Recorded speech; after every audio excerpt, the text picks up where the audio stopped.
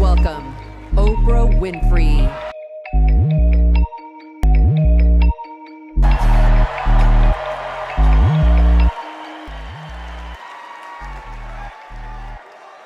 Who says you can't go home again?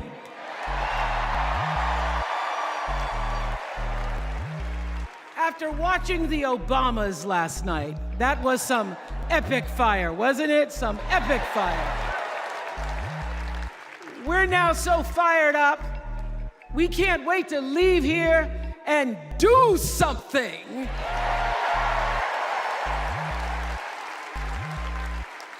And what we're gonna do is elect Kamala Harris as the next president of the United States.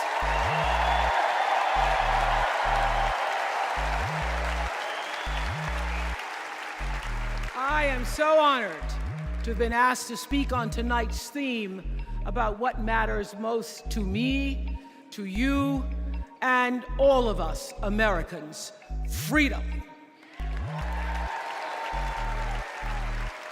There are people who want you to see our country as a nation of us against them, people who want to scare you, who want to rule you, people who'd have you believe that books are dangerous and assault rifles are safe, that there's a right way to worship and a wrong way to love, people who seek first to divide and then to conquer. But here's the thing. When we stand together, it is impossible to conquer us.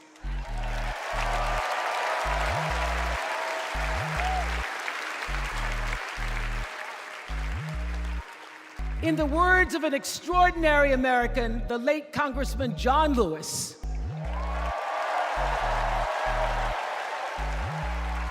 he said, no matter what ship our ancestors arrived on, we are all in the same boat now. Congressman Lewis knew very well how far this country has come because he was one of the brilliant Americans who helped to get us where we are. But he also knew that the work is not done. The work will never be done because freedom isn't free. America is an ongoing project. It requires commitment. It requires being open to the hard work and the heart work of democracy. And every now and then, it requires standing up to life's bullies.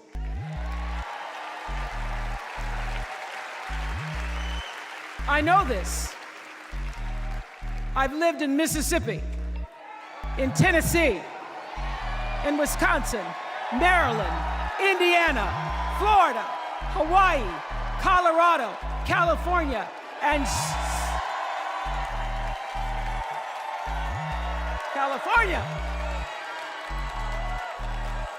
sweet home Chicago, Illinois.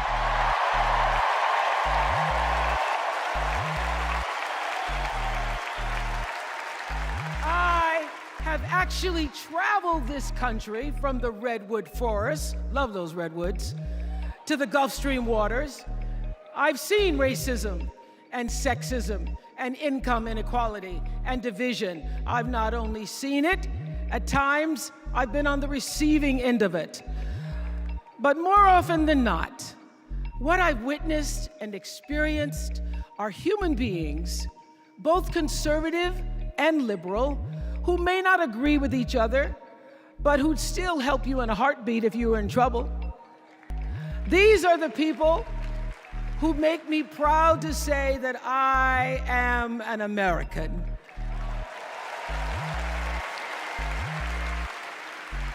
They are the best of America. And despite what some would have you think, we are not so different from our neighbors. When a house is on fire, we don't ask about the homeowner's race or religion. We don't wonder who their partner is or how they voted. No, we just try to do the best we can to save them. And if the place happens to belong to a childless cat lady,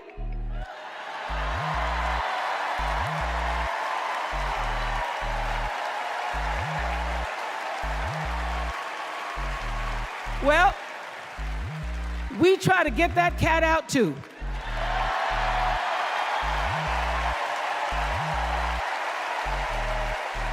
Because we are a country of people who work hard for the money.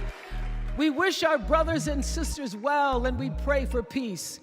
We know all the old tricks and tropes that are designed to distract us from what actually matters, but we are beyond ridiculous tweets and lies and foolery. These are complicated times, people, and they require adult conversation. And I welcome those conversations because civilized debate is vital to democracy, and it is the best of America. Now, over the last couple of nights, we have all seen brave people walk onto this stage and share their most private pain. Amanda and Josh, Caitlin, Hadley, they told us their stories of rape and incest and near-death experiences from having the state deny them the abortion that their doctor explained was medically necessary. And they've told us these things for one reason, and that is to keep what happened to them from happening to anybody else. Because if you do not have autonomy over this, if you cannot control when and how you choose to bring your children into this world and how they are raised and supported, there is no American dream.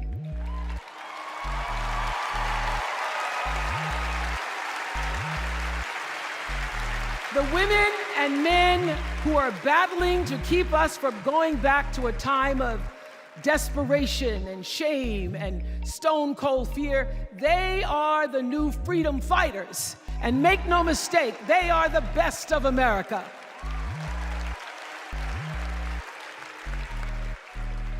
I want to talk now about somebody who's not with us tonight. Tessie Prevost Williams was born in New Orleans, not long after the Supreme Court ruled that segregated public schools were unconstitutional. That was in 1954, same year I was born. But I didn't have to head to first grade at the all-white McDonough 19 school with a U.S. Marshal by my side like Tessie did. And when I got to school, the building wasn't empty like it was for Tessie. You see, rather than allowing McDonough to be integrated, parents pulled their kids out of the school, leaving only Tessie and two other little black girls, Gail Etienne and Leona Tate, to sit in a classroom with the windows papered over to block snipers from attacking their 6-year-old bodies. Tessie passed away 6 weeks ago. And I tell this story to honor her tonight because she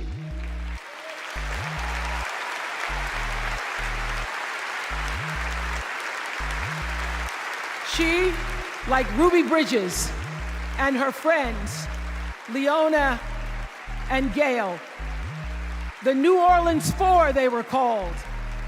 They broke barriers and they paid dearly for it. But it was the grace and guts and courage of women like Tessie Prevost Williams that paved the way for another young girl who 9 years later became part of the second class to integrate the public schools in Berkeley, California. And it seems to me that at school and at home, somebody did a beautiful job of showing this young girl how to challenge the people at the top and empower the people at the bottom. They showed her how to look at the world and see not just what is, but what can be. They instilled in her a passion for justice and freedom and the glorious fighting spirit necessary to pursue that passion. And soon and very soon,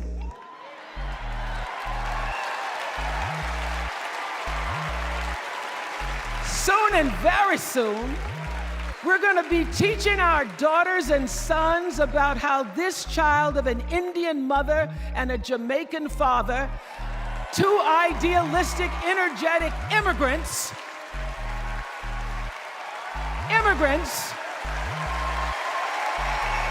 how this child grew up to become the 47th President of the United States. That is the best of America.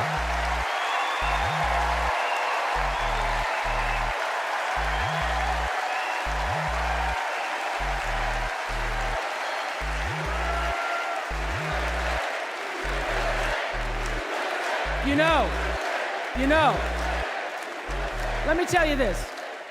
This election isn't about us and them. It's about you and me and what we want our futures to look like. There are choices to be made when we cast our ballot.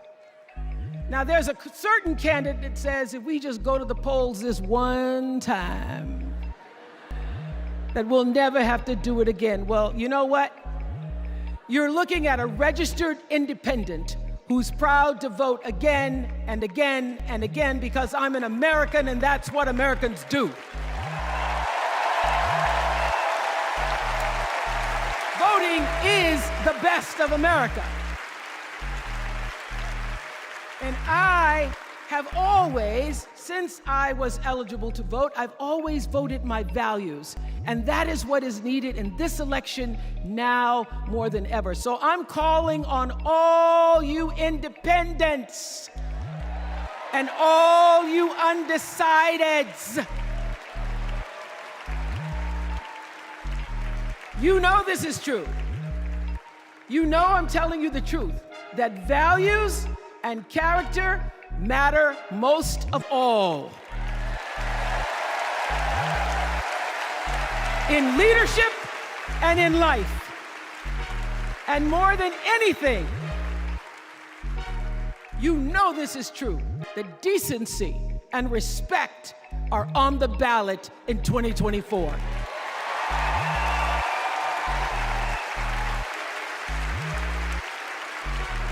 And just plain common sense. Common sense tells you that Kamala Harris and Tim Walz can give us decency and respect. They're the ones that give it to us. So, we are Americans. We are Americans. Let us choose loyalty to the Constitution over loyalty to any individual. Because that's the best of America. And let us choose optimism over cynicism, because that's the best of America. And let us choose inclusion over retribution. Let us choose common sense over nonsense.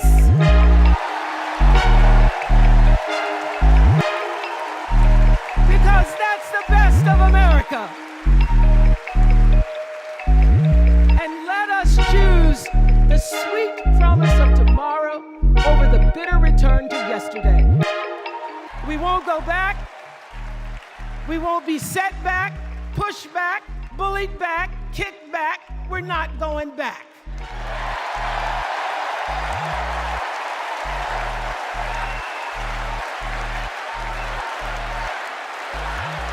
Not going back. We're not going back. So, let us choose. Let us choose truth. Let us choose honor. And let us choose joy.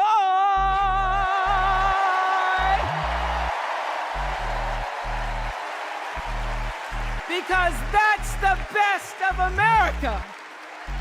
But more than anything else, let us choose freedom. Why? Because that's the best of America. We're all Americans, and together, let's all choose Kamala Harris.